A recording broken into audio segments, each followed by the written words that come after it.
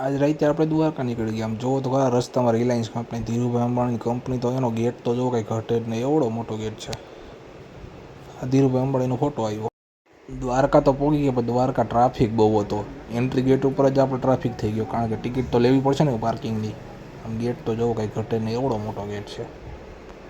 હવે આપણે અંદર હાલીને જવું પડશે, કારણ કે પાર્કિંગની અંદર મનાય છે. એ આપણે દ્વારકાધીશનું મંદિર દેખાય, હાલ્યા જાય. આમ જુઓ ગોમતી ઘાટનો નજારો જુઓ, કંઈ ઘટે નહીં. પબ્લિક જ એવડું આવ્યું હું આજે. હોટલ, રેસ્ટોરન્ટ, માણસો જ એવડા આવ્યા છે. મંદિરની અંદર શૂટિંગ કરવાની મનાઈ છે, તો આપણે તો દર્શન કરીને ભગવાન દ્વારકાધીશના મંદિરના દર્શન કરીને નીકળી ગયા.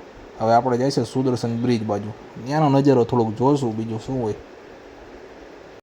સુદર્શન બ્રિજ આવી ગયા, એનું લોકેશન જોવો તમે, કાંઈ ઘટે જ નહીં. આ બ્રિજ જો, એમનું ઉદ્ઘાટન નરેન્દ્ર મોદી કર્યું હતું.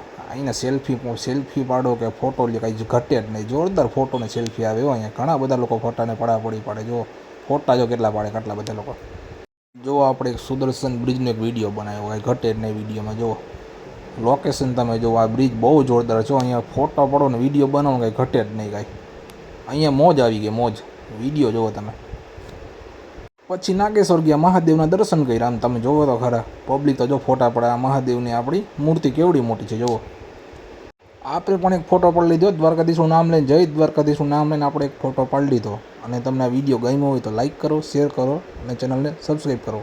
ધન્યવાદ, થેન્ક યુ.